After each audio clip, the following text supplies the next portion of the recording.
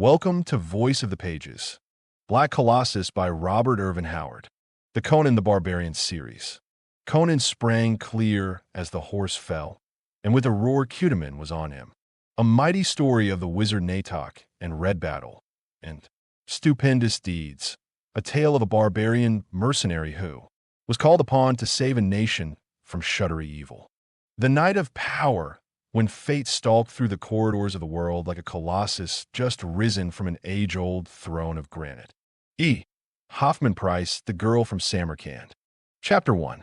Only the age-old silence brooded over the mysterious ruins of Khotan, but fear was there. Fear quivered in the mind of Shevatas, the thief, driving his breath quick and sharp against his clenched teeth. He stood, the one atom of life, amidst the colossal monuments of desolation and decay. Not even a vulture hung like a black in the vast blue vault of the sky that the sun glazed with its heat. On every hand rose the grim relics of another, forgotten age. Huge broken pillars, thrusting up their jagged pinnacles into the sky. Long wavering lines of crumbling walls. Fallen cyclopean blocks of stone. Shattered images, whose horrific features the corroding winds and dust storms had half erased. From horizon to horizon, no sign of life. Only the sheer breathtaking sweep of the naked desert, bisected by the wandering line of a long dry river course. In the midst of that vastness, the glimmering fangs of the ruins, the columns standing up like broken masts of sunken ships, all dominated by the towering ivory dome before which Shevatas stood trembling. The base of this dome was a gigantic pedestal of marble rising from what had once been a terraced eminence on the banks of the ancient river. Broad steps led up to a great bronze door in the dome, which rested on its base like the half of some titanic egg. The dome itself was of pure ivory, which shone as if unknown hands kept it polished. Likewise shone the spired gold cap of the pinnacle, and the inscription which sprawled about the curve of the dome in golden hieroglyphics yards long. No man on earth could read those characters, but Shevatas shuddered at the dim conjectures they raised. For he came of a very old race, whose myths ran back to shapes undreamed of by contemporary tribes. Shevatas was wiry and lithe, as became a master thief of Zamoran. His small round head was shaven, his only garment a loincloth of scarlet silk. Like all his race, he was very dark, his narrow vulture-like face set off by his keen black eyes. His long, slender, and tapering fingers were quick and nervous as the wings of a moth. From a gold-scaled girdle hung a short, narrow, jewel-hilted sword in a sheath of ornamented leather. Shevatas handled the weapon with apparently exaggerated care. He even seemed to flinch away from the contact of the sheath with his naked thigh. Nor was his care without reason. This was Shevatas, a thief among thieves, whose name was spoken with awe in the dives of the mall and the dim shadowy recesses beneath the temples of Bel, and who lived in songs and myths for 1,000 years. Yet fear ate at the heart of Shevatas as he stood before the ivory dome of Khotan. Any fool could see there was something unnatural about the structure. The winds and suns of 3,000 years had lashed it, yet its gold and ivory rose bright and glistening as the day it was reared by nameless hands on the bank of the nameless river. This unnaturalness was in keeping with the general aura of these devil-haunted ruins. This desert was the mysterious expanse lying southeast of the lands of Shem.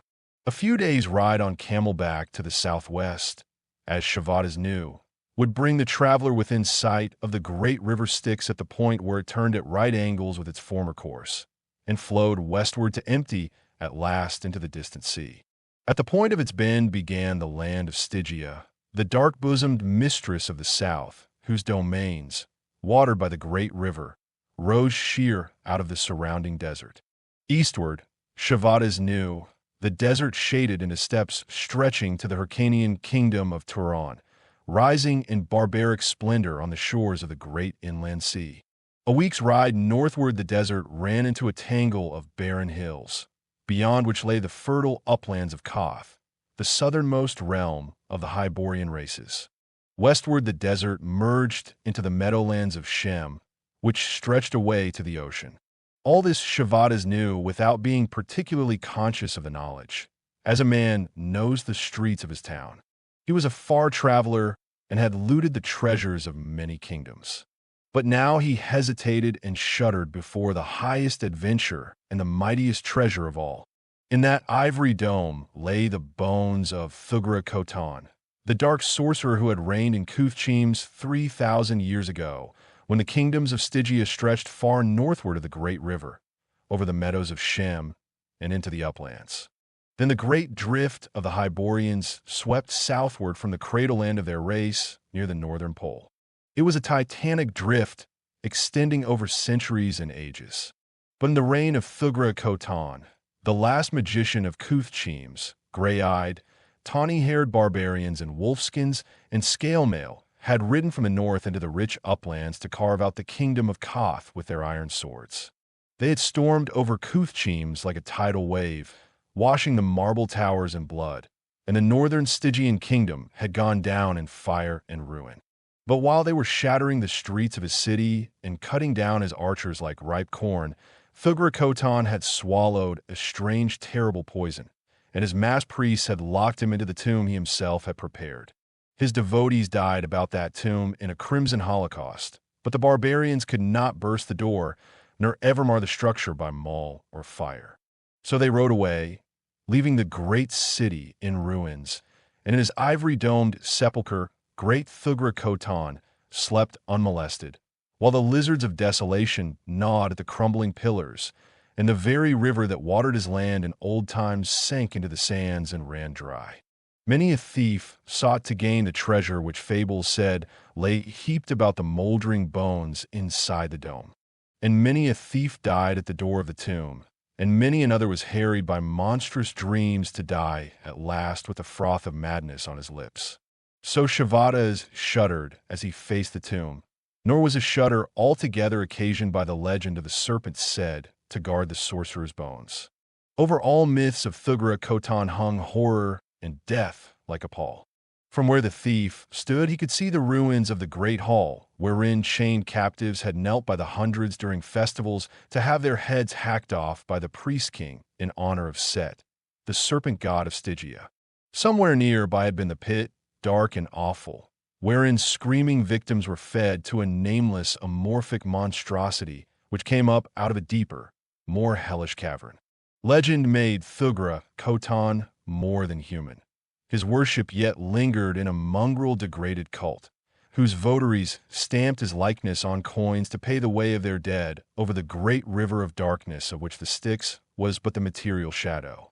Shevatas had seen this likeness, on coins stolen from under the tongues of the dead, and its image was etched indelibly in his brain.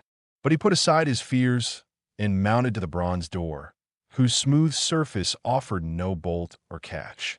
Not for naught had he gained access into darksome cults, had hearkened to the grisly whispers of the votaries of Skelos under midnight trees, and read the forbidden iron-bound books of Vathalos the Blind. Kneeling before the portal, he searched the sill with nimble fingers. Their sensitive tips found projections too small for the eye to detect, or for less skilled fingers to discover. These he pressed carefully and according to a peculiar system, muttering a long-forgotten incantation as he did so. As he pressed the last projection, he sprang up with frantic haste and struck the exact center of the door a quick, sharp blow with his open hand. There was no rasp of spring or hinge, but the door retreated inward, and the breath hissed explosively from Shevatas's clenched teeth. A short, narrow corridor was disclosed. Down this the door had slid and was now in place at the other end. The floor, ceiling, and sides of the tunnel-like aperture were of ivory, and now from an opening on one side came a silent, writhing horror that reared up and glared on the intruder with awful, luminous eyes, a serpent 20 feet long, with shimmering, iridescent scales. The thief did not waste time in conjecturing what night-black pits, lying below the dome, had given sustenance to the monster. Gingerly he drew the sword, and from it dripped a greenish liquid exactly like that which slavered from the scimitar fangs of the reptile. The blade was steeped in the poison of the snake's own kind, and the obtaining of that venom from the fiend-haunted swamps of Zingara would have made a saga in itself. Shevatas advanced warily on the balls of his feet, knees bent slightly, ready to spring either way like a flash of light. And he needed all his coordinate speed when the snake arched its neck and struck, shooting out its full length like a stroke of lightning. For all his quickness of nerve and eye, Shevatas had died then but for chance. His well-laid plans of leaping aside and striking down on the outstretched neck were put at naught by the blinding speed of the reptile's attack. The thief had but time to extend the sword in front of him, involuntarily closing his eyes and crying out. Then the sword was wrenched from his hand, and the corridor was filled with a horrible thrashing and lashing. Opening his eyes, amazed to find himself still alive, Shevatas saw the monster heaving and twisting its slimy form in fantastic contortions, the sword transfixing its giant jaws. Sheer chance had hurled it full against the point he had held out blindly. A few moments later, the serpent sank into shining, scarcely quivering coils as the poison on the blade struck home. Gingerly stepping over it, the thief thrust against the door, which this time slid aside, revealing the interior of the dome. Shevatas cried out. Instead of utter darkness, he had come into a crimson light that throbbed and pulsed almost beyond the endurance of mortal eyes. It came from a gigantic red jewel high up in the vaulted arch of the dome. Shevatas gaped, inured though he was to the sight of riches. The treasure was there, heaped in staggering profusion. Piles of diamonds, sapphires, rubies, turquoises, opals, emeralds, ziggurats of jade, jet and lapis lazuli, pyramids of gold wedges, teocallis of silver ingots, jewel-hilted swords and cloth of gold sheaths, golden helmets with colored horsehair crests or black and scarlet plumes, silver-scaled corselets, gem-crusted harness worn by warrior kings 3,000 years in their tombs, goblets carven of single jewels, skulls plated with gold, with moonstones for eyes, necklaces of human teeth set with jewels. The ivory floor was covered inches deep with gold dust that sparkled and shimmered under the crimson glow with a million scintillant lights. The thief stood in a wonderland of magic and splendor, treading stars under his sandaled feet. But his eyes were focused on the dais of crystal which rose in the midst of the shimmering array, directly under the red jewel, and on which should be lying the moldering bones, turning to dust with the crawling of the centuries. And as Shevatas looked, the blood drained from his dark features. His marrow turned to ice, and the skin of his back crawled and wrinkled with horror, while his lips worked soundlessly. But suddenly he found his voice in one awful scream that rang hideously under the arching dome. Then again the silence of the ages lay among the ruins of mysterious Kuthchemes. Chapter 2. Rumors drifted up through the meadowlands, into the cities of the Hyborians. The word ran along the caravans, the long camel trains plodding through the sands, herded by lean, hawk-eyed men in white caftans. It was passed on by the hook-nosed herdsmen of the grasslands, from the dwellers in tents to the dwellers in the squat stone cities where kings with curled blue-black beards worshipped round-bellied gods with curious rites. The word passed up through the fringe of hills where gaunt tribesmen took toll of the caravans. The rumors came into the fertile uplands where stately cities rose above blue lakes and rivers.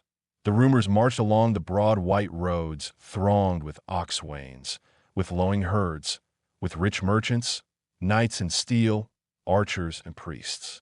They were rumors from the desert that lies east of Stygia, far south of the Khothian hills.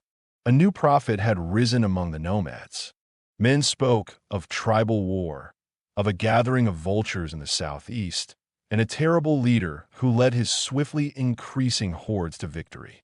The Stygians, ever a menace to the northern nations, were apparently not connected with this movement, for they were massing armies on their eastern borders, and their priests were making magic to fight that of the desert sorcerer, whom men called Natohk, the Veiled One, for his features were always masked.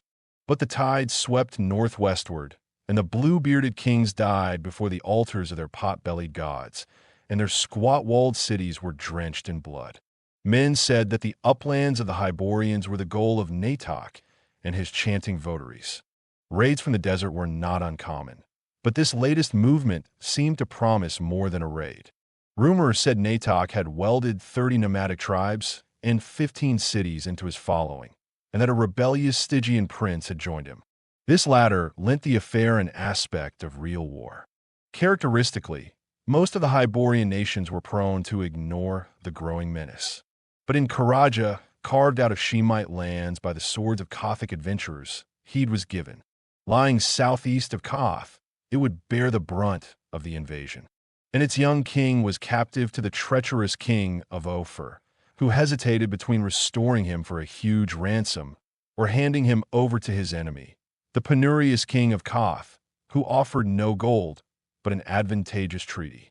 Meanwhile, the rule of the struggling kingdom was in the white hands of young Princess Yasmela, the king's sister. Minstrels sang her beauty throughout the Western world, and the pride of a kingly dynasty was hers. But on that night her pride was dropped from her like a cloak. In her chamber whose ceiling was a lapis lazuli dome, whose marble floor was littered with rare furs, and whose walls were lavish with golden frieze work, 10 girls, daughters of nobles, their slender limbs weighted with gem-crusted armlets and anklets, slumbered on velvet couches about the royal bed with its golden dais and silken canopy. But Princess Yasmela lolled not on that silken bed. She lay naked on her supple belly upon the bare marble like the most abased suppliant, her dark hair streaming over her white shoulders, her slender fingers intertwined. She lay and writhed in pure horror that froze the blood in her lithe limbs and dilated her beautiful eyes, that pricked the roots of her dark hair and made goose flesh rise along her supple spine. Above her, in the darkest corner of the marble chamber, lurked a vast shapeless shadow. It was no living thing of form or flesh and blood. It was a clot of darkness, a blur in the sight, a monstrous night-born incubus that might have been deemed a figment of a sleep-drugged brain, but for the points of blazing yellow fire that glimmered like 2 eyes from the blackness. Moreover, a voice issued from it, a low, subtle, inhuman sibilance that was more like the soft, abominable hissing of serpent than anything else, and that apparently could not emanate from anything with human lips. Its sound as well as its import filled Yasmela with a shuddering horror so intolerable that she writhed and twisted her slender body as if beneath a lash, as though to rid her mind of its insinuating vileness by physical contortion. "You are marked for mine, princess," came the gloating whisper. "Before I wakened from the long sleep, I had marked you and yearned for you, but I was held fast by the ancient spell by which I escaped mine enemies. I am the soul of Natohk, the Veiled One. Look well upon me, princess. Soon you shall behold me in my bodily guise, and shall love me." The ghostly hissing dwindled off in lustful titterings, and Yasmela moaned and beat the marble tiles with her small fists in her ecstasy of terror. "I sleep in the palace chamber of Akbatana," the sibilances continued. "There my body lies in its frame of bones and flesh. But it is but an empty shell from which the spirit has flown for a brief space. Could you gaze from that palace casement, you would realize the futility of resistance. The desert is a rose garden beneath the moon, where blossom the fires of 100,000 warriors. As an avalanche sweeps onward, gathering bulk and momentum, I will sweep into the lands of mine ancient enemies. Their kings shall furnish me skulls for goblets. Their women and children shall be slaves of my slaves. I have grown strong in the long years of dreaming. But thou shalt be my queen, O princess. I will teach thee the ancient forgotten ways of pleasure. Before the stream of cosmic obscenity which poured from the shadowy Colossus, Yasmela cringed and writhed, as if from a whip that flayed her dainty bare flesh. "Remember," whispered the horror, "the days will not be many before I come to claim mine own." Yasmela, pressing her face against the tiles and stopping her pink ears with her dainty fingers, yet seemed to hear a strange, sweeping noise, like the beat of bat wings. Then, looking fearfully up, She saw only the moon that shone through the window with a beam that rested like a silver sword across the spot where the phantom had lurked. Trembling in every limb, she rose and staggered to a satin couch, where she threw herself down, weeping hysterically. The girl slept on, but one, who roused, yawned, stretched her slender figure, and blinked about. Instantly she was on her knees beside the couch, her arms about Yasmela's supple waist. Was it? Her dark eyes were wide with fright. Yasmela caught her in a convulsive grasp. Oh, Vatisa! It came again. I saw it, heard it speak. It spoke its name, Natohk. It is Natohk. It is not a nightmare. It towered over me while the girls slept like drugged ones. What shall I do? Vatisa twisted a golden bracelet about her rounded arm in meditation. Oh, Princess, she said, it is evident that no mortal power can deal with it, and the charm is useless that the priests of Ishtar gave you. Therefore seek you the forgotten oracle of Mitra. In spite of her recent fright, Yasmela shuddered. The gods of yesterday become the devils of tomorrow. The Khothians had long since abandoned the worship of Mitra, forgetting the attributes of the universal Hyborian god. Yasmela had a vague idea that, being very ancient, it followed that the deity was very terrible. Ishtar was much to be feared, and all the gods of Koth. Khothian culture and religion had suffered from a subtle admixture of Shemite and Stygian strains. The simple ways of the Hyborians had become modified to a large extent by the sensual, luxurious, yet despotic habits of the East. Will Mitra aid me? Yasmela caught Vatisa's wrist in her eagerness. We have worshipped Ishtar so long. To be sure he will. Vatisa was the daughter of an Ophirian priest who had brought his customs with him when he fled from political enemies to Khoraja. Seek the shrine. I will go with you. I will. Yasmela rose, but objected when Vatisa prepared to dress her. It is not fitting that I come before the shrine clad in silk. I will go naked, on my knees, as befits a suppliant, lest Mitra deem I lack humility. Nonsense. Vatisa had scant respect for the ways of what she deemed a false cult. Mitra would have folks stand upright before him, not crawling on their bellies like worms or spilling blood of animals all over his altars. Thus objurgated, Yasmela allowed the girl to garb her in the light sleeveless silk shirt, over which was slipped a silken tunic, bound at the waist by a wide velvet girdle.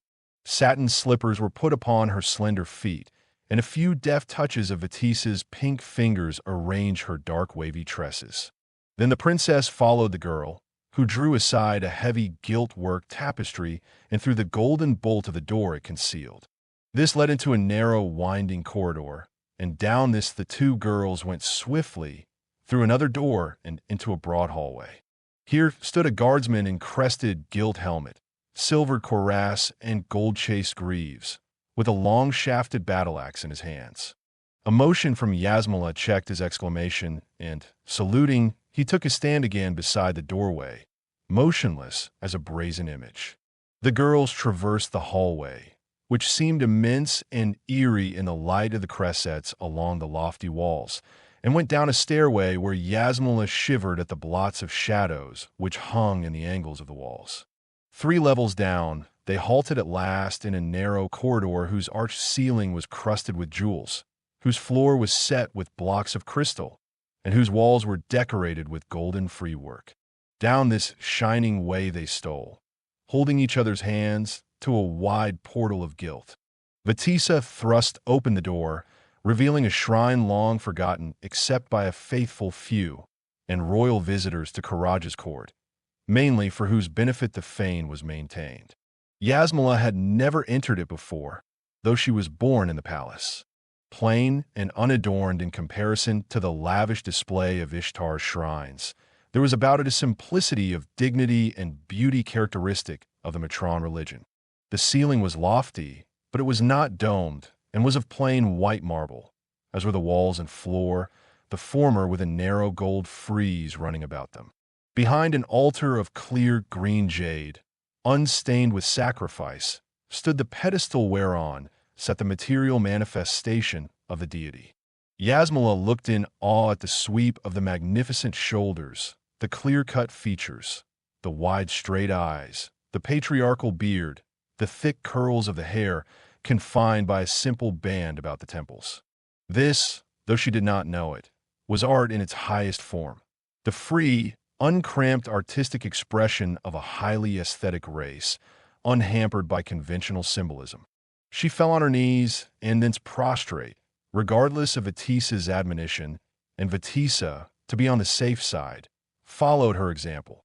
For after all, she was only a girl, and it was very awesome in Mitra's shrine. But even so, she could not refrain from whispering in Yasmela's ear, "This is but the emblem of the god. None pretends to know what Mitra looks like. This but represents him in idealized human form, as near perfection as the human mind can conceive. He does not inhabit this cold stone, as your priests tell you Ishtar does. He is everywhere, above us and about us, and he dreams betimes in the high places among the stars. But here his being focuses. Therefore call upon him." "What shall I say?" whispered Yasmela in stammering terror. "Before you can speak, Mitra knows the contents of your mind," began Vatisa. Then both girls started violently as a voice began in the air above them. The deep, calm, bell-like tones emanated no more from the image than from anywhere else in the chamber. Again Yasmela trembled before a bodiless voice speaking to her, but this time it was not from horror or repulsion. "Speak not, my daughter, for I know your need," came the intonations like deep musical waves beating rhythmically along a golden beach. "In one manner may you save your kingdom, and saving it, save all the world from the fangs of the serpent which has crawled up out of the darkness of the ages. Go forth upon the streets alone, and place your kingdom in the hands of the first man you meet there." The unechoing tones ceased, and the girls stared at each other. Then, rising, they stole forth, nor did they speak until they stood once more in Yasmela's chamber. The princess stared out of the gold-barred windows. The moon had set. It was long past midnight. Sounds of revelry had died away in the gardens and on the roofs of the city. Khoraja slumbered beneath the stars, which seemed to be reflected in the cressets that twinkled among the gardens and along the streets and on the flat roofs of houses where folks slept. "What will you do?" whispered Vatisa, all a-tremble. "Give me my cloak," answered Yasmela, setting her teeth. "But alone, in the streets, at this hour," expostulated Vatisa. "Mitra has spoken," replied the princess. "It might have been the voice of the god, or a trick of a priest. No matter. I will go." Wrapping a voluminous silken cloak about her lithe figure and donning a velvet cap from which depended a filmy veil, she passed hurriedly through the corridors and approached a bronze door where a dozen spearmen gaped at her as she passed through. This was in a wing of the palace which led directly onto the street. On all other sides, it was surrounded by broad gardens, bordered by a high wall. She emerged into the street, lighted by cressets placed at regular intervals. She hesitated. Then, before her resolution could falter, she closed the door behind her. A slight shudder shook her as she glanced up and down the street, which lay silent and bare. This daughter of aristocrats had never before ventured unattended outside her ancestral palace. Then, steeling herself, she went swiftly up the street.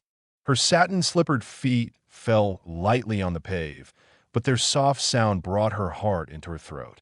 She imagined their fall echoing thunderously through the cavernous city, rousing ragged, rat-eyed figures in hidden lairs among the sewers. Every shadow seemed to hide a lurking assassin, every blank doorway to mask the slinking hounds of darkness. Then she started violently. Ahead of her a figure appeared on the eerie street. She drew quickly into a clump of shadows, which now seemed like a haven of refuge, her pulse pounding. The approaching figure went not furtively, like a thief, or timidly, like a fearful traveler. He strode down the night street, as one who has no need or desire to walk softly. An unconscious swagger was in his stride, and his footfalls resounded on the pave. As he passed near a cresset, she saw him plainly, a tall man, in the chainmail hauberk of a mercenary. She braced herself, then darted from the shadow, holding her cloak close about her. Sa! His sword flashed half out of his sheath. It halted when he saw it was only a woman that stood before him, but his quick glance went over her head, seeking the shadows for possible confederates. He stood facing her, his hand on the long hilt that jutted forward from beneath the scarlet cloak which flowed carelessly from his mailed shoulders.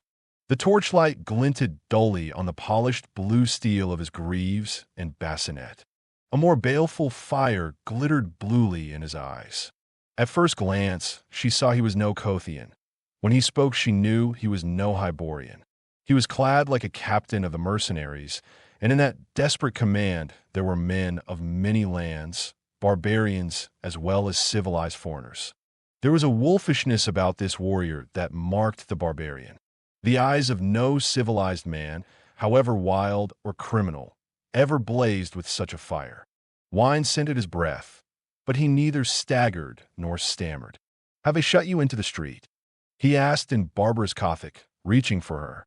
His fingers closed lightly about her rounded wrist, but she felt that he could splinter its bones without effort. "I but come from the last wine shop open. Ishtar's curse on these white-livered reformers who close the grog houses. Let men sleep rather than guzzle, they say. Aye, so they can work and fight better for their masters. Soft-gutted eunuchs, I call them. When I served with the mercenaries of Corinthia, we swillied and winched all night and fought all day. Aye, blood ran down the channels of our swords. But what of you, my girl? Take off that cursed mask." She avoided his clutch with a lithe twist of her body, trying not to appear to repulse him. She realized her danger, alone with a drunken barbarian. If she revealed her identity, he might laugh at her or take himself off. She was not sure he would not cut her throat. Barbaric men did strange, inexplicable things. She fought a rising fear. "Not here," she laughed. "Come with me." "Where?" His wild blood was up, but he was wary as a wolf. "Are you taking me to some den of robbers?" No, I swear it." She was hard put to avoid the hand, which was again fumbling at her veil. "Devil bite you, hussy." He growled disgustedly. "You're as bad as a Hyrcanian woman, with your damnable veil. Here, let me look at your figure, anyway." Before she could prevent it, he wrenched the cloak from her, and she heard his breath hiss between his teeth. He stood holding the cloak, eyeing her as if the sight of her rich garments had somewhat sobered him. She saw suspicion flicker sullenly in his eyes. "Who the devil are you?" he muttered. "You're no street waif, unless your leman robbed the king's seraglio for your clothes." "Never mind." She dared to lay her white hand on his massive, ironclad arm. "Come with me off the street." He hesitated, then shrugged his mighty shoulders. She saw that he half believed her to be some noble lady who, weary of polite lovers, was taking this means of amusing herself.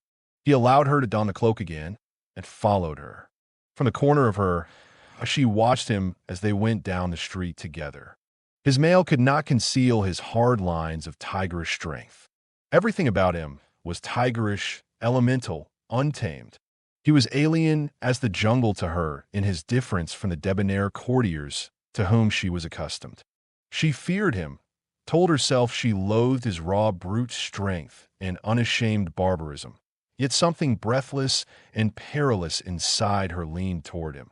The hidden primitive chord that lurks in every woman's soul was sounded and responded. She had felt his hardened hand on her arm, and something deep in her tingled to the memory of that contact. Many men had knelt before Yasmela. Here was one she felt had never knelt before anyone. Her sensations were those of one leading an unchained tiger. She was frightened and fascinated by her fright. She halted at the palace door and thrust lightly against it. Furtively watching her companion, she saw no suspicion in his eyes.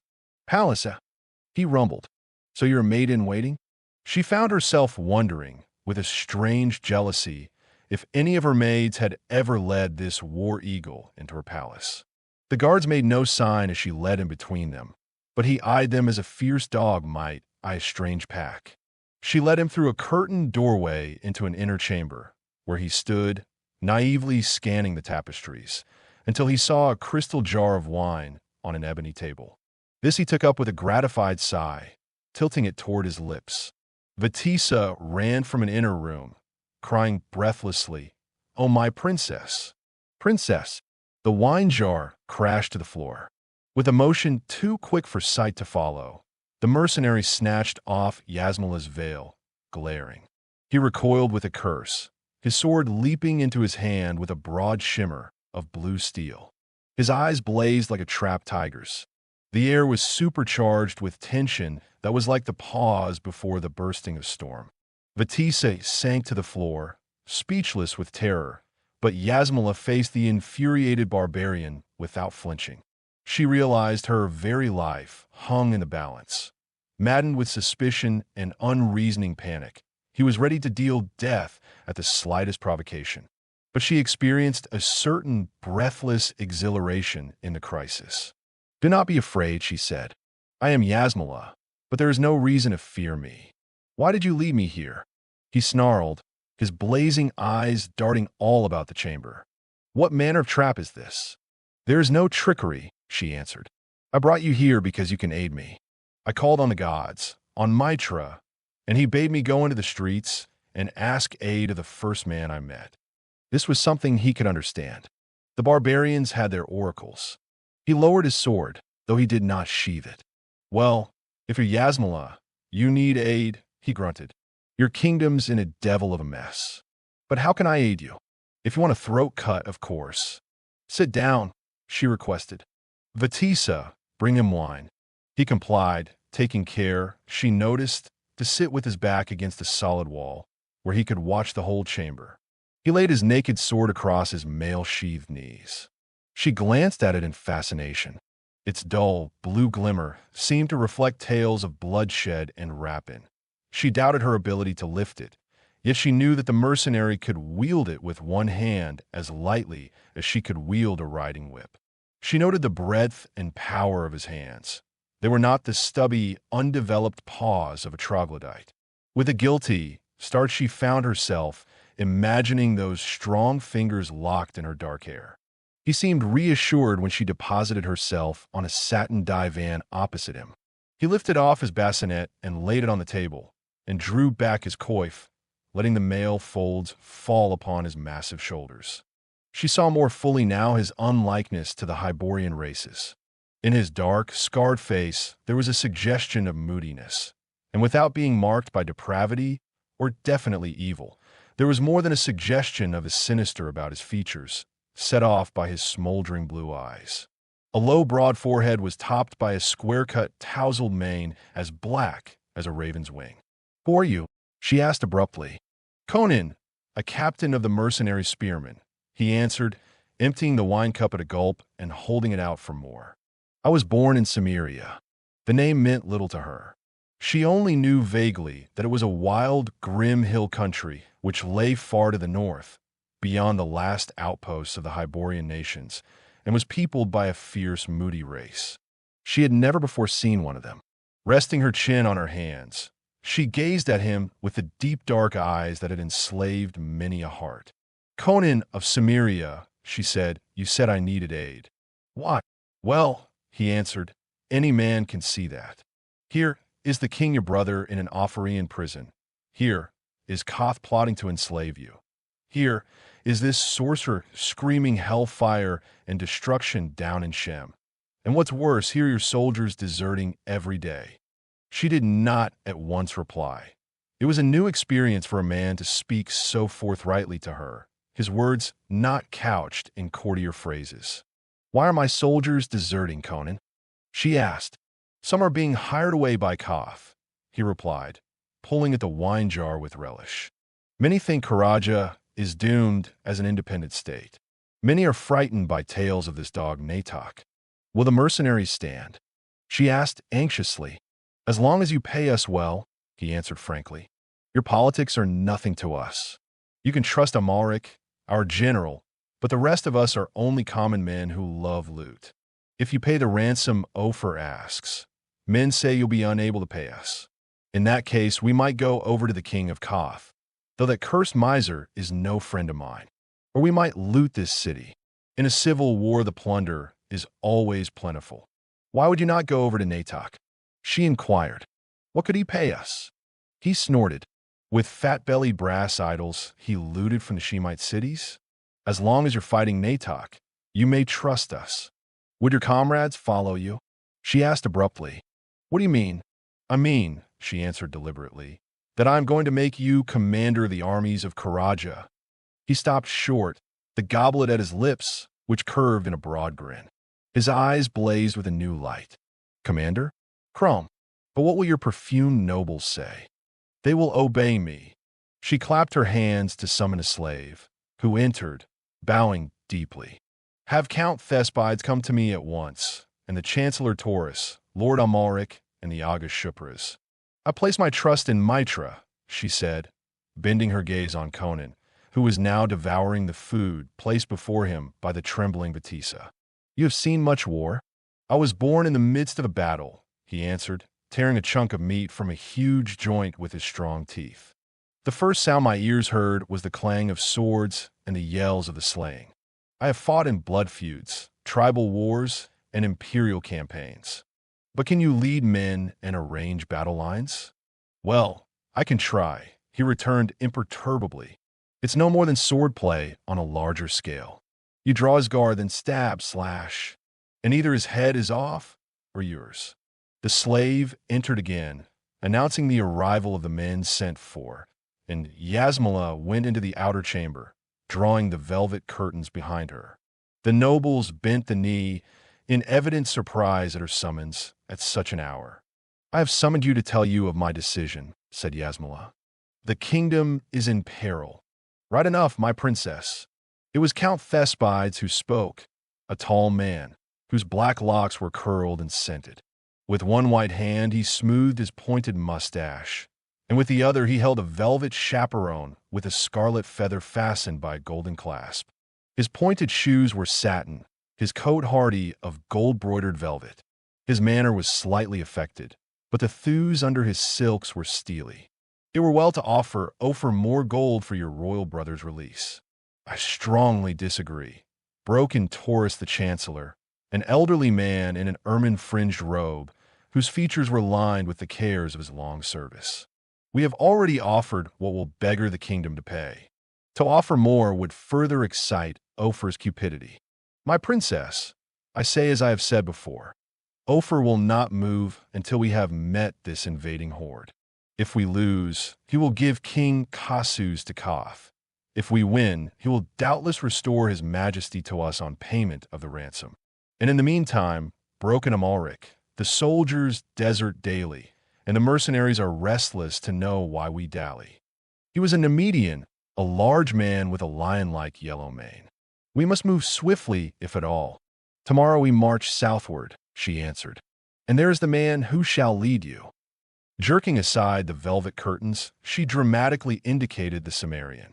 It was perhaps not an entirely happy moment for the disclosure. Conan was sprawled in his chair, his feet propped on the ebony table, busily engaged in gnawing a beef bone, which he gripped firmly in both hands. He glanced casually at the astounded nobles, grinned faintly at Amalric, and went on munching with undisguised relish. Mitra, protect us, exploded Amalric. That's Conan the Northron, the most turbulent of all my rogues. I'd have hanged him long ago, were he not the best swordsman that ever donned hauberk.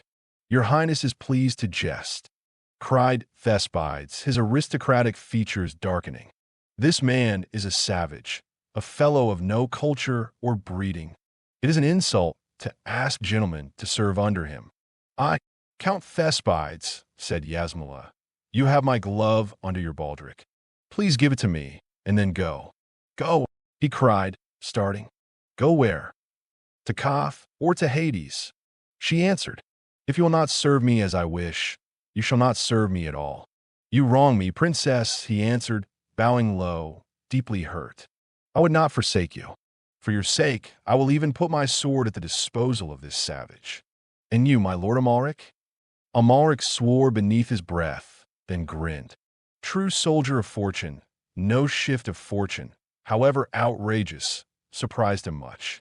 I'll serve under him. A short life and a merry one, say I, And with Conan the Throat Slitter in command, life is likely to be both merry and short. Mitra, if the dog ever commanded more than a company of cutthroats before, I'll eat him, harness and all. And you, my Aga? She turned to Shevatas. He shrugged his shoulders resignedly. He was typical of the race, evolved along Koth's southern borders, tall and gaunt, with features leaner and more hawk-like than his pure-blooded desert kin. Ishtar gives princess. The fatalism of his ancestors spoke for him. Wait here, she commanded, and while Thespides fumed and gnawed his velvet cap, Taurus muttered wearily under his breath, and Amalric strode back and forth, tugging at his yellow beard and grinning like a hungry lion. Yasmela disappeared again through the curtains and clapped her hands for her slaves. At her command, they brought harness to replace Conan's chainmail, gorget, solerets, cuirass, pauldrons, jams, cuisses, and sowlet. When Yasmela again drew the curtains, a Conan in burnished steel stood before his audience. Clad in the plate armor, visor lifted and dark face shadowed by the black plumes that nodded above his helmet, there was a grim impressiveness about him that even Thespides grudgingly noted. A jest died suddenly on Amalric's lips. "By Mitra," said he slowly, "I never expected to see you cased in coat armor, but you do not put it to shame. By my finger bones, Conan, I have seen kings who wore their harness less regally than you." Conan was silent. A vague shadow crossed his mind like a prophecy. In years to come, he was to remember Amalric's words, when the dream became the reality. Chapter 3. In the early haze of dawn, the streets of Khoraja were thronged by crowds of people who watched the hosts riding from the southern gate. The army was on the move at last. There were the knights, gleaming in richly wrought plate armor, colored plumes waving above their burnished owlets. Their steeds, caparisoned with silk, lacquered leather and gold buckles, caracoled and curveted as their riders put them through their paces. The early light struck glints from lance points that rose like a forest above the array, their pennons flowing in the breeze. Each knight wore a lady's token, a glove, scarf, or rose, bound to his helmet or fastened to his sword belt. They were the chivalry of Khoraja, 500 strong, led by Count Thespides, who, men said, aspired to the hand of Yasmela herself. They were followed by the light cavalry on rangy steeds. The riders were typical hillmen, lean and hawk-faced. Peaked steel caps were on their heads, and chainmail glinted under their flowing caftans. Their main weapon was the terrible Shemitish bow, which could send a shaft 500 paces. There were 5,000 of these, and Shevatas rode at their head, his lean face moody beneath his spired helmet. Close on their heels marched the Khoraja spearmen, always comparatively few in any Hyborian state, where men thought cavalry the only honorable branch of service. These, like the knights, were of ancient Gothic blood, sons of ruined families, broken men, penniless youths who could not afford horses and plate armor, 500 of them. The mercenaries brought up the rear, 1,000 horsemen, 2,000 spearmen. The tall horses of the cavalry seemed hard and savage as their riders. They made no curvets or gambades. There was a grimly businesslike aspect to these professional killers, veterans of bloody campaigns. Clad from head to foot in chainmail, they wore their visorless headpieces over linked coifs. Their shields were unadorned, their long lances without guidance. At their saddle bows hung battle axes or steel maces, and each man wore at his hip a long broadsword. The spearmen were armed in much the same manner, though they bore pikes instead of cavalry lances. They were men of many races and many crimes. There were tall Hyborians, gaunt, big-boned, of slow speech and violent natures, tawny-haired gundermen from the hills of the northwest, swaggering Corinthian renegades, swarthy Zingarians, with bristling black mustaches and fiery tempers, Aquilonians from the distant west. But all, except the Zingarians, were Hyborians. Behind all came a camel in rich housings, led by a knight on a great war horse, and surrounded by a clump of picked fighters from the royal house troops. Its rider, under the silken canopy of the seat, was a slim, silk-clad figure, at the sight of which the populace, always mindful of royalty, threw up its leather caps and cheered wildly. Conan the Cimmerian, restless in his plate armor, stared at the bedecked camel with no great approval, and spoke to Amalric, who rode beside him, resplendent in chainmail threaded with gold, golden breastplate and helmet with flowing horsehair crest. The princess would go with us. She's supple but too soft for this work. Anyway, she'll have to get out of these robes. Amalric twisted his yellow mustache to hide a grin. Evidently Conan supposed Yasmela intended to strap on a sword and take part in the actual fighting, as the barbarian women often fought. The women of the Hyborians do not fight like your Cimmerian women, Conan, he said. Yasmela rides with us to watch the battle. Anyway, he shifted in his saddle and lowered his voice. Between you and me, I have an idea that the princess dares not remain behind. She fears something. An uprising? Maybe we'd better hang a few citizens before we start. No. One of her maids babbled about something that came into the palace by night and frightened Yasmela half out her wits. It's some of Natohk's deviltry, I doubt not. Conan, it's more than flesh and blood we fight. Well, grunted the Cimmerian, it's better to go meet an enemy than to wait for him. He glanced at the long line of wagons and camp followers, gathered the reins in his mailed hand, and spoke from habit the phrase of the marching mercenaries. Hell or plunder. Comrades, march. Behind the long train the ponderous gates of Khoraja closed. Eager heads lined the battlements.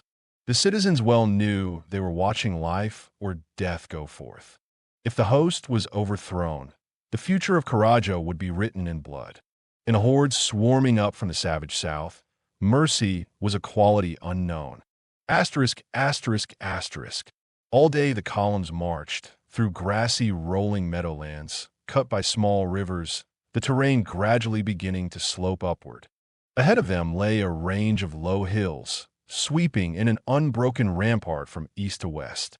They camped that night on the northern slopes of those hills, and hook-nosed, fiery-eyed men of the hill tribes came in scores to squat about the fires and repeat news that had come up out of the mysterious desert. Through their tales ran the name of Natohk like a crawling serpent. At his bidding, the demons of the air brought thunder and wind and fog. The fiends of the underworld shook the earth with awful roaring. He brought fire out of the air and consumed the gates of walled cities, and burnt armored men to bits of charred bone. His warriors covered the desert with their numbers, and he had 5,000 Stygian troops in war chariots under the rebel Prince Khotan. Conan listened unperturbed. War was his trade. Life was a continual battle or series of battles. Since his birth, death had been a constant companion. It stalked horrifically at his side, stood at his shoulder beside the gaming tables. Its bony fingers rattled the wine cups.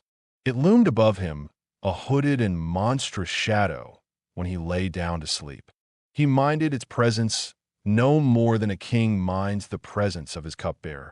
Someday its bony grasp would close. That was all. It was enough that he lived through the present. However, others were less careless of fear than he. Striding back from the sentry lines, Conan halted as a slender, cloaked figure stayed him with an outstretched hand. "Princess, you should be in your tent." I could not sleep. Her dark eyes were haunted in the shadow. "Conan, I am afraid. Are there men in the host you fear?" His hand locked on his hilt. "No man," she shuddered. "Conan, is there anything you fear?"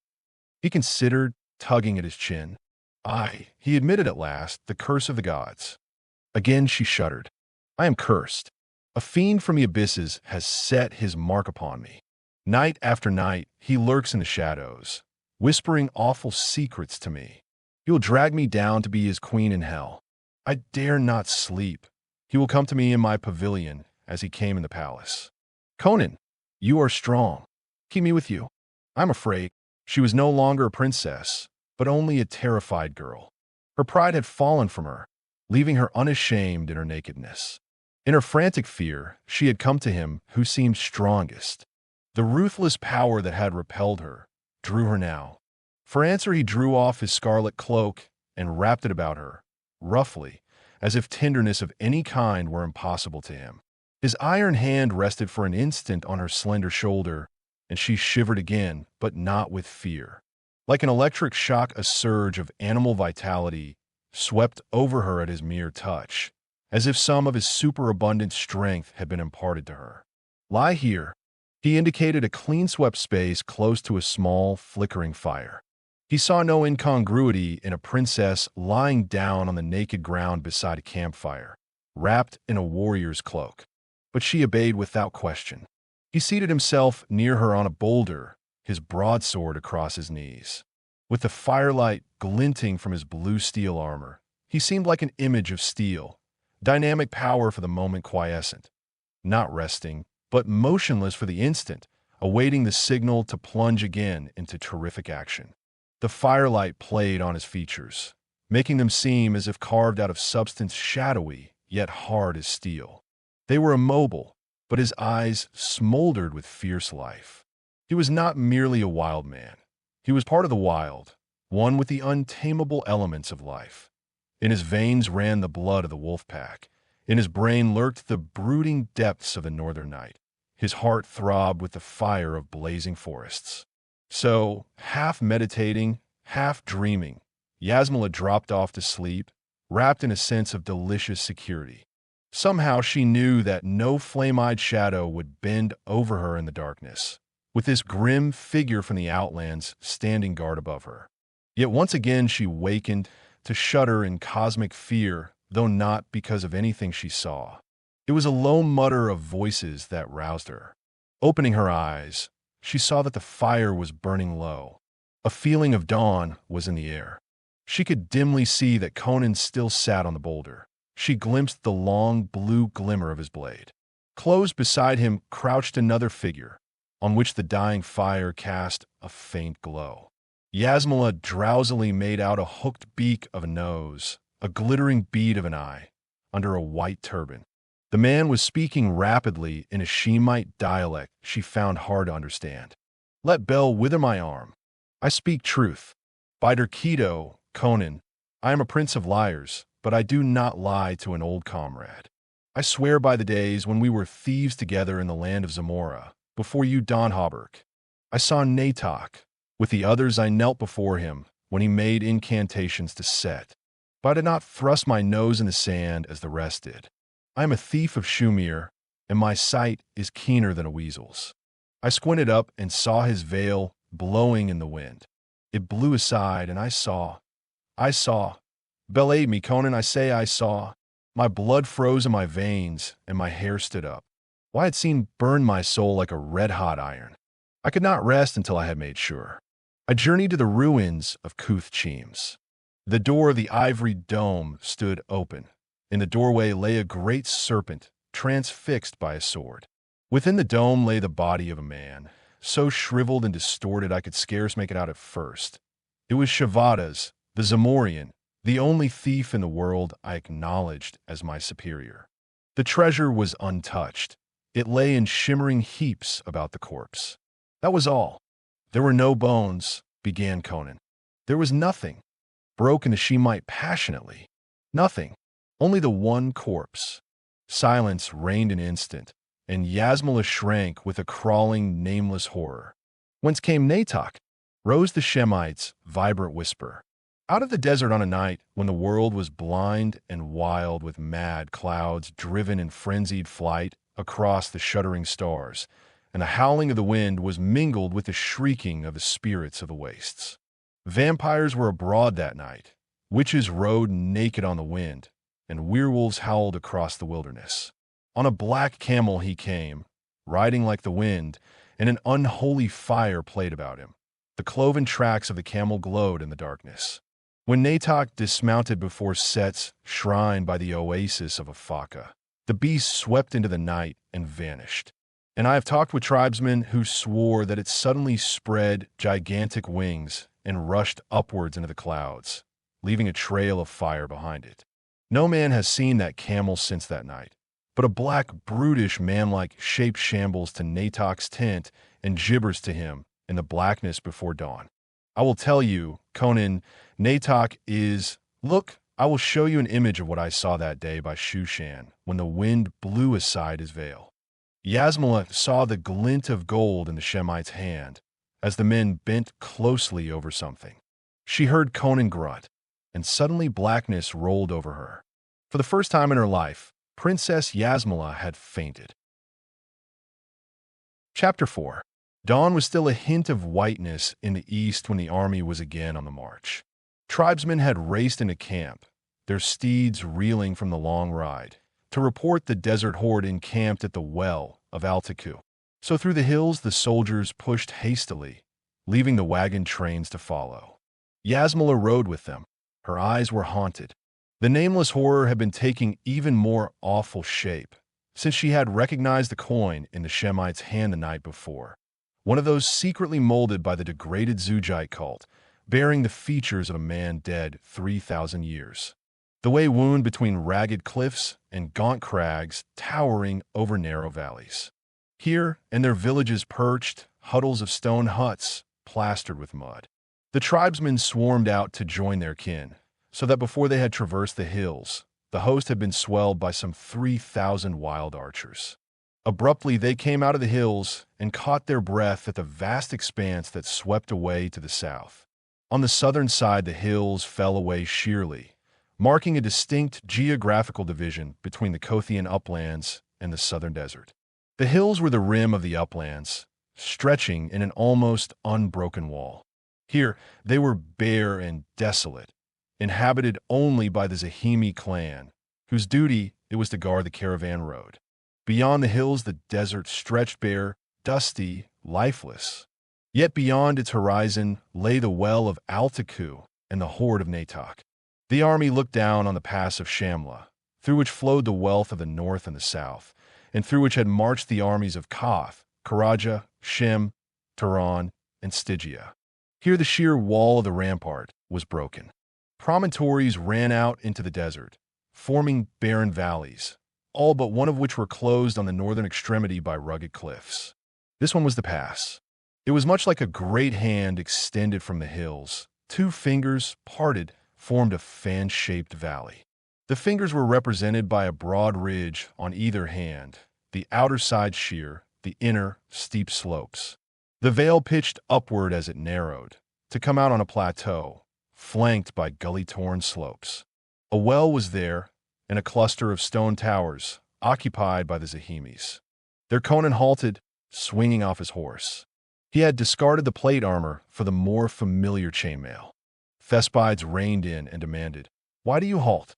"We'll await them here," answered Conan. "'Twere more knightly to ride out and meet them," snapped the Count. "They'd smother us with numbers," answered the Cimmerian. "Besides, there's no water out there. We'll camp on the plateau." "My knights and I camp in the valley," retorted Thespides angrily. "We are the vanguard, and we, at least, do not fear a ragged desert swarm." Conan shrugged his shoulders, and the angry nobleman rode away.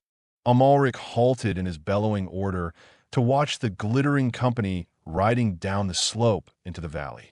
The fools! Their canteens will soon be empty, and they'll have to ride back up to the well to water their horses. "Let them be," replied Conan. "It goes hard for them to take orders from me. Tell the dog brothers to ease their harness and rest. We've marched hard and fast. Water the horses and let the men munch. No need to send out scouts." The desert lay bare to the gaze, though just now this view was limited by low-lying clouds which rested in whitish masses on the southern horizon. The monotony was broken only by a jutting tangle of stone ruins, some miles out on the desert, reputedly the remnants of an ancient Stygian temple. Conan dismounted the archers and ranged them along the ridges with the wild tribesmen. He stationed the mercenaries and the Khoraji spearmen on the plateau about the well. Farther back, in the angle where the hill road debouched on the plateau, was pitched Yasmela's pavilion. With no enemy in sight, the warriors relaxed. Bassinets were doffed, coifs thrown back on mailed shoulders, belts let out. Rude jests flew back and forth as the fighting men gnawed beef and thrust their muzzles deep into ale jugs. Along the slopes the hillmen made themselves at ease, nibbling dates and olives. Amalric strode up to where Conan sat bareheaded on a boulder. "Conan, have you heard what the tribesmen say about Natohk? They say, Mitra, it's too mad even to repeat. What do you think? Seeds rest in the ground for centuries without rotting. Sometimes," answered Conan. "But surely Natohk is a man." "I'm not sure," grunted Amalric. "At any rate, you've arranged your lines as well as a seasoned general could have done. It's certain Natohk's devils can't fall on us unawares." "Mitra, what a fog! I thought it was clouds at first," answered Conan. "See how it rolls." What had seemed clouds was a thick mist moving northward like a great unstable ocean, rapidly hiding the desert from view. Soon it engulfed the Stygian ruins, and still it rolled onward. The army watched in amazement. It was a thing unprecedented, unnatural, and inexplicable. "No use sending out scouts," said Amalric disgustedly. "They couldn't see anything. Its edges are near the outer flanges of the ridges. Soon the whole pass and these hills will be masked." Conan, who had been watching the rolling mist with growing nervousness, bent suddenly and laid his ear to the earth. He sprang up with frantic haste, swearing. "Horses and chariots, thousands of them. The ground vibrates to their tread. Ho there!" His voice thundered out across the valley to electrify the lounging men. "Burgonets and pikes, you dogs, stand to your ranks." At that, as the warriors scrambled into their lines, hastily donning headpieces and thrusting arms through shield straps, the mist rolled away as something no longer useful. It did not slowly lift and fade like a natural fog. It simply vanished like a blown-out flame. One moment, the whole desert was hidden with the rolling, fleecy billows, piled mountainously, stratum above stratum. The next, the sun shone from a cloudless sky on a naked desert, no longer empty, but thronged with a living pageantry of war. A great shout shook the hills. At first glance, the amazed watchers seemed to be looking down upon a glittering, sparkling sea of bronze and gold, where steel points twinkled like a myriad stars. With the lifting of the fog, the invaders had halted as if frozen in long serried lines, flaming in the sun. First was a long line of chariots, drawn by the great fierce horses of Stygia, with plumes on their heads, snorting and rearing as each naked driver leaned back, bracing his powerful legs, his dusky arms knotted with muscles. The fighting men in the chariots were tall figures, their hawk-like faces set off by bronze helmets crested with a crescent supporting a golden ball. Heavy bows were in their hands. No common archers these, but nobles of the south, bred to war and the hunt, who were accustomed to bringing down lions with their arrows. Behind these came a motley array of wild men on half-wild horses, the warriors of Kush, the first of the great black kingdoms of the grasslands south of Stygia. They were shining ebony, supple and lithe, riding stark naked and without saddle or bridle. After these rolled a horde that seemed to encompass all the desert. Thousands on thousands of the warlike sons of Shem. Ranks of horsemen in scale-mail corselets and cylindrical helmets. The Ashuri of Nippur, Shumir and Uruk and their sister cities. Wild white-robe hordes. The nomad clans. Now the ranks began to mill and eddy. The chariots drew off to one side, while the main host came uncertainly onward. Down in the valley the knights had mounted, and now Count Thespides galloped up the slope to where Conan stood. He did not deign to dismount, but spoke abruptly from a saddle. "The lifting of the mist has confused them. Now is the time to charge. The Kushites have no bows, and they mask the whole advance. A charge of my knights will crush them back into the ranks of the Shemites, disrupting their formation. Follow me. We will win this battle with one stroke." Conan shook his head. "Were we fighting a natural foe, I would agree. But this confusion is more feigned than real, as if to draw us into a charge. I fear a trap." "Then you refuse to move?" cried Thespides, his face dark with passion. "Be reasonable," expostulated Conan. "We have the advantage of position." With a furious oath, Thespides wheeled and galloped back down the valley where his knights waited impatiently. Amalric shook his head. "You should not have let him return, Conan." "I look there," Conan sprang up with a curse. Thespides had swept him beside his men. They could hear his impassioned voice faintly, but his gesture toward the approaching horde was significant enough.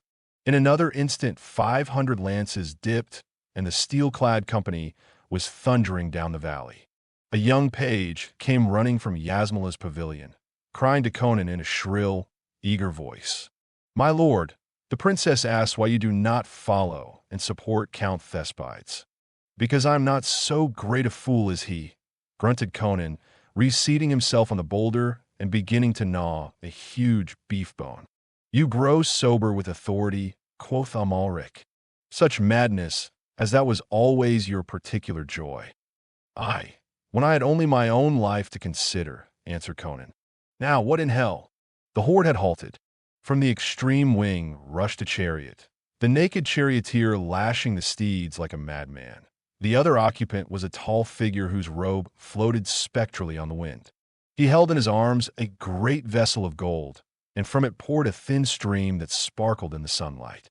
Across the whole front of the desert horde the chariot swept, and behind its thundering wheels was left, like the wake behind a ship, a long, thin, powdery line that glittered in the sands like the phosphorescent track of a serpent. "That's Natohk," swore Amalric. "What hellish seed is he sowing?" The charging knights had not checked their headlong pace. Another 50 paces, and they would crash into the uneven Kushite ranks, which stood motionless, spears lifted. Now the foremost knights had reached the thin line that glittered across the sands. They did not heed that crawling menace. But as the steel-shod hoofs of the horses struck it, it was as when steel strikes flint, but with more terrible result. A terrific explosion rocked the desert, which seemed to split apart along the strewn line with an awful burst of white flame. In that instant, the whole foremost line of the knights was seen enveloped in that flame, horses and steel-clad riders withering in the glare like insects in an open blaze. The next instant, the rear ranks were piling up on their char bodies. Unable to check their headlong velocity, rank after rank crashed into the ruins. With appalling suddenness, the charge had turned into a shambles where armored figures died amid screaming, mangled horses. Now the illusion of confusion vanished as the horde settled into orderly lines. The wild Kushites rushed into the shambles, spearing the wounded, bursting the helmets of the knights with stones and iron hammers. From the hills went up a cry, "We fight not men, but devils." On either ridge the hillmen wavered. One rushed toward the plateau, froth dripping from his beard. "Flee, flee," he slobbered. "Who can fight Natohk's magic?" With a snarl, Conan bounded from his boulder and smote him with the beef bone. He dropped, blood starting from nose and mouth.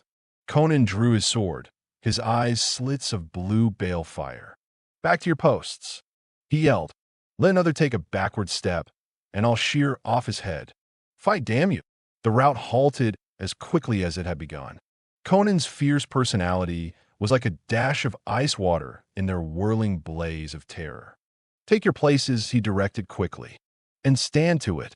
Neither man nor devil comes up Shamla past this day." Where the plateau rim broke to the valley slope, the mercenaries braced their belts and gripped their spears. Behind them the lancers sat their steeds, and to one side were stationed the Khoraja spearmen as reserves. To Yasmela, standing white and speechless at the door of her tent, the host seemed a pitiful handful in comparison to the thronging desert horde. Conan stood among the spearmen. He knew the invaders would not try to drive a chariot charge up the pass in the teeth of the archers, but he grunted with surprise to see the riders dismounting.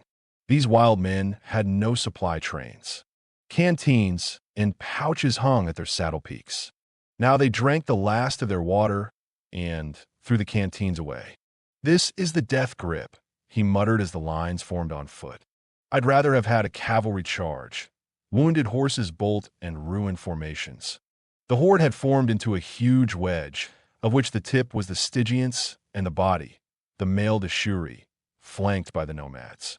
In close formation, shields lifted, they rolled onward, while behind them a tall figure in a motionless chariot lifted wide-robed arms in grisly invocation. As the horde entered the wide valley mouth, the hillmen loosed their shafts. In spite of the protective formation, men dropped by dozens. The Stygians had discarded their bows, helmeted heads bent to the blast, dark eyes glaring over the rims of their shields. They came on in an inexorable surge, striding over their fallen comrades. But the Shemites gave back the fire, and the clouds of arrows darkened the skies. Conan gazed over the billowing waves of spears and wondered what new horror the sorcerer would invoke. Somehow he felt that Natohk, like all his kind, was more terrible in defense than in attack. To take the offensive against him invited disaster. But surely it was magic that drove the horde on in the teeth of death. Conan caught his breath at the havoc wrought in the on-sweeping ranks. The edges of the wedge seemed to be melting away, and already the valley was strewn with dead men. Yet the survivors came on like madmen unaware of death. By the very numbers of their bows, they began to swamp the archers on the cliffs. Clouds of shafts sped upward, driving the hillmen to cover. Panic struck at their hearts at that unwavering advance, and they plied their bows madly, eyes glaring like trapped wolves. As the horde neared the narrower neck of the pass, boulders thundered down, crushing men by the scores, but the charge did not waver. Conan's wolves braced themselves for the inevitable concussion. In their close formation and superior armor, they took little hurt from the arrows. It was the impact of the charge Conan feared, when a huge wedge should crash against his thin ranks. And he realized now there was no breaking of that onslaught. He gripped the shoulder of a Zahimi who stood near. Is there any way by which mounted men can get down into the blind valley beyond that western ridge? A steep, perilous path, secret and eternally guarded. But Conan was dragging him along to where Amalric sat his great warhorse. Amalric, he snapped, follow this man. He'll lead you into yon outer valley. Ride down it, circle the end of the ridge, and strike the horde from the rear. Speak not, but go. I know it's madness, but we're doomed anyway. We'll do all the damage we can before we die. Haste! Amalric's mustache bristled in a fierce grin, and a few moments later his lancers were following the guide into a tangle of gorges leading off from the plateau. Conan ran back to the pikemen, sword in hand. He was not too soon. On either ridge, Shupraz's hillmen, mad with anticipation of defeat, rained down their shafts desperately. Men died like flies in the valley and along the slopes. And with a roar and an irresistible upward surge, the Stygians crashed against the mercenaries. In a hurricane of thundering steel, the lines twisted and swayed. It was war-bred noble against professional soldier. Shields crashed against shields, and between them spears drove in and blood spurted. Conan saw the mighty form of Prince Khotan across the sea of swords, but the press held him hard, breast to breast with dark shapes that gasped and slashed. Behind the Stygians, the Ashuri were surging and yelling. On either hand, the nomads climbed the cliffs and came to hand grips with their mountain kin. All along the crests of the ridges, the combat raged in blind, gasping ferocity. Tooth and nail, frothing mad with fanaticism and ancient feuds, the tribesmen rent and slew and died. Wild hair flying, the naked Kushites ran howling into the fray. It seemed to Conan that his sweat-blinded eyes looked down into a rising ocean of steel that seethed and eddied, filling the valley from ridge to ridge. The fight was at a bloody deadlock. The hillmen held the ridges, and the mercenaries, gripping their dipping pikes, bracing their feet in the bloody earth, held the pass. Superior position and armor for a space balanced the advantage of overwhelming numbers. But it could not endure. Wave after wave of glaring faces and flashing spears surged up the slope, the Ashuri filling the gaps in the Stygian ranks. Conan looked to see Amalric's lancers rounding the western ridge, but they did not come, and the pikemen began to reel back under the shocks. And Conan abandoned all hope of victory and of life. Yelling a command to his gasping captains, he broke away and raced across the plateau to the Khoraja reserves who stood trembling with eagerness. He did not glance toward Yasmela's pavilion. He had forgotten the princess. His one thought was the wild beast instinct to slay before he died. "This day you become knights." He laughed fiercely, pointing with his dripping sword toward the hillmen's horses herded nearby. "Mount and follow me to hell." The hill steeds reared wildly under the unfamiliar clash of the Gothic armor, and Conan's gusty laugh rose above the din as he led them to where the eastern ridge branched away from the plateau. 500 footmen, pauper patricians, younger sons, black sheep, on half-wild Shemite horses, charging an army, down a slope where no cavalry had ever dared charge before. Past the battle-choked mouth of the pass they thundered, out onto the corpse-littered ridge. Down the steep slope they rushed, and a score lost their footing and rolled under the hoofs of their comrades. Below them men screamed and threw up their arms, and the thundering charge ripped through them as an avalanche cuts through a forest of saplings. On through the close-packed throngs the Khorajas hurtled, leaving a crushed-down carpet of dead. And then, as the horde writhed and coiled upon itself, Amalric's lancers, having cut through a cordon of horsemen encountered in the outer valley, swept around the extremity of the western ridge and smote the host in a steel-tipped wedge, splitting it asunder. His attack carried all the dazing demoralization of surprise on the rear. Thinking themselves flanked by a superior force and frenzied at the fear of being cut off from the desert, swarms of nomads broke and stampeded, working havoc in the ranks of their more steadfast comrades. These staggered, and the horsemen rode through them. Up on the ridges the desert fighters wavered, and the hillmen fell on them with renewed fury, driving them down the slopes. Stunned by surprise, the horde broke before they had time to see it was but a handful which assailed them. And once broken, not even a magician could weld such a horde again. Across the sea of heads and spears Conan's madmen saw Amalric's riders forging steadily through the rout, to the rise and fall of axes and maces, and a mad joy of victory exalted each man's heart and made his arms steel. Bracing their feet in the wallowing sea of blood whose crimson waves lapped about their ankles, the pikemen in the pass mouth drove forward, crushing strongly against the milling ranks before them.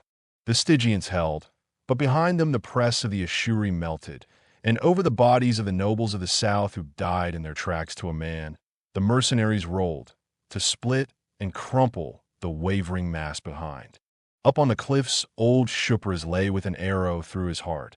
Amalric was down, swearing like a pirate, a spear through his mailed thigh. Of Conan's mounted infantry, scarce 150 remained in the saddle. But the horde was shattered.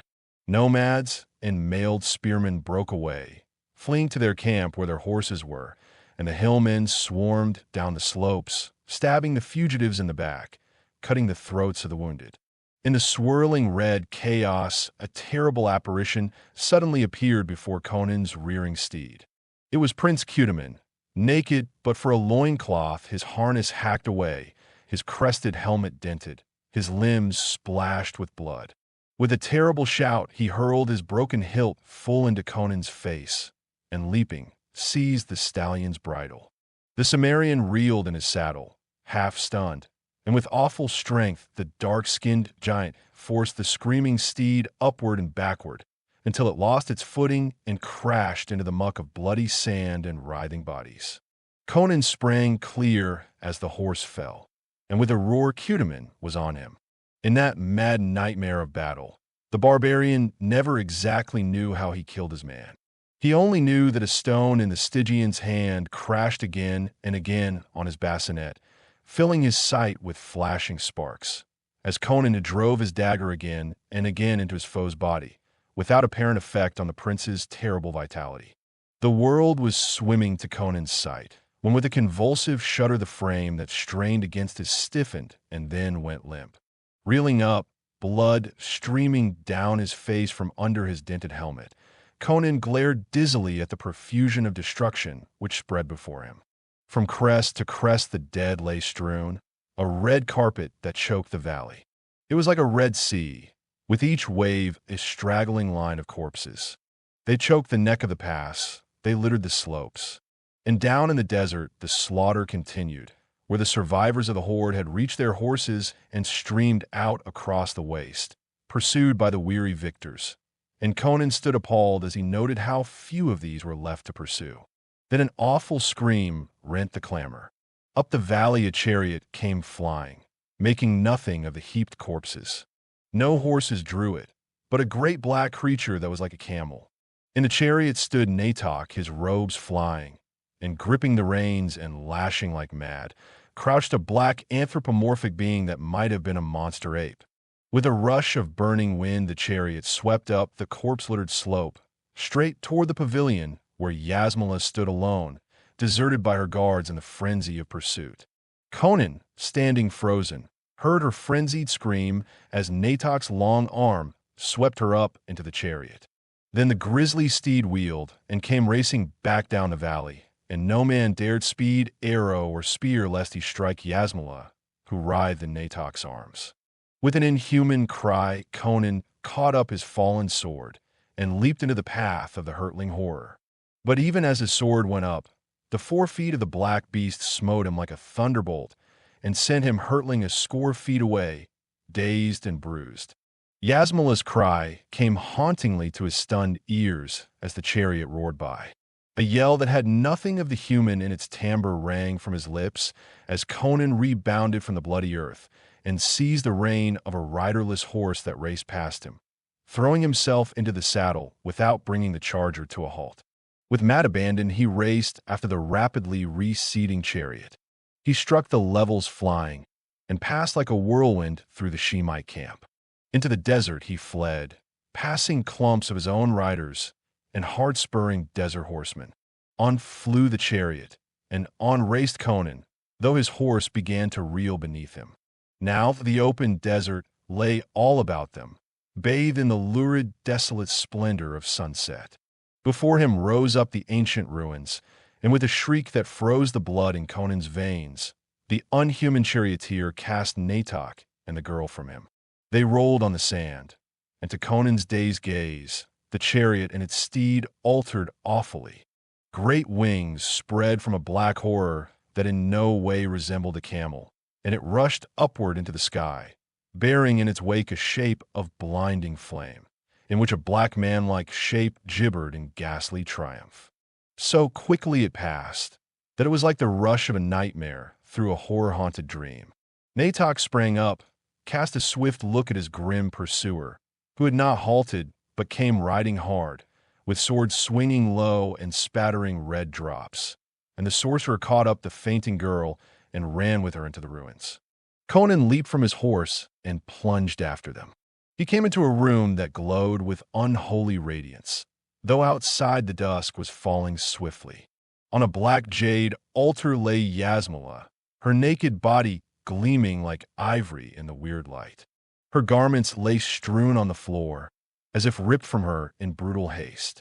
Natohk faced the Zamoran, inhumanly tall and lean, clad in shimmering green silk. He tossed back his veil, and Conan looked into the features he had seen depicted on the Zujite coin. "A blenched dog." The voice was like the hiss of a giant serpent. "I am Thugra Khotan. Long I lay in my tomb, awaiting the day of awakening and release. The arts which saved me from the barbarians long ago likewise imprisoned me, but I knew one would come in time, and he came to fulfill his destiny and to die as no man has died in 3,000 years. Fool, do you think you have conquered because my people are scattered? Because I have been betrayed and deserted by the demon I enslaved? I am Thugra Khotan, who shall rule the world despite your paltry gods. The desert is filled with my people. The demons of the earth shall do my bidding, as the reptiles of the earth obey me. Lust for a woman weakened my sorcery. Now the woman is mine, and feasting on her soul, I shall be unconquerable. Back, fool! You have not conquered Thugra Khotan." He cast his staff, and it fell at the feet of Conan, who recoiled with an involuntary cry. For as it fell, it altered horribly. Its outline melted and writhed, and a hooded cobra reared up hissing before the horrified Zamoran. With a furious oath Conan struck, and his sword sheared the horrid shape in half. And there at his feet lay only the 2 pieces of a severed ebon staff. Thugra Khotan laughed awfully, and wheeling, caught up something that crawled loathsomely in the dust of the floor. In his extended hand, something alive writhed and slavered. No tricks of shadows this time. In his naked hand, Thugra Khotan gripped a black scorpion, more than a foot in length, the deadliest creature of the desert, the stroke of whose spiked tail was instant death. Thugra Khotan's skull-like countenance split in a mummy-like grin. Conan hesitated. Then, without warning, he threw his sword. Caught off guard, Thugra Khotan had no time to avoid the cast. The point struck beneath his heart and stood out a foot behind his shoulders. He went down, crushing the poisonous monster in his grasp as he fell. Conan strode to the altar, lifting Yasmela in his blood-stained arms. She threw her white arms convulsively about his mailed neck, sobbing hysterically, and would not let him go. "Crom's devil's girl," he grunted. "Loose me. 50,000 men have perished today, and there is work for me to do." "No," she gasped, clinging with convulsive strength, as barbaric for the instant as he in her fear and passion. "I will not let you go. I am yours, by fire and steel and blood. You are mine. Back there, I belong to others. Here I am mine, and yours. You shall not go." He hesitated, his own brain reeling with the fierce upsurging of his violent passions. The lurid, unearthly glow still hovered in the shadowy chamber, lighting ghostly the dead face of Thugra Khotan, which seemed to grin mirthlessly and cavernously at them. Out on the desert, in the hills among the oceans of dead, men were dying, were howling with wounds and thirst and madness, and kingdoms were staggering. Then all was swept away by the crimson tide that rose madly in Conan's soul, as he crushed fiercely in his iron arms the slim white body that shimmered like a witch fire of madness before him. The end. If you enjoyed listening, please subscribe to the channel by hitting the subscribe button below. After doing so, click the bell icon to receive new content notifications.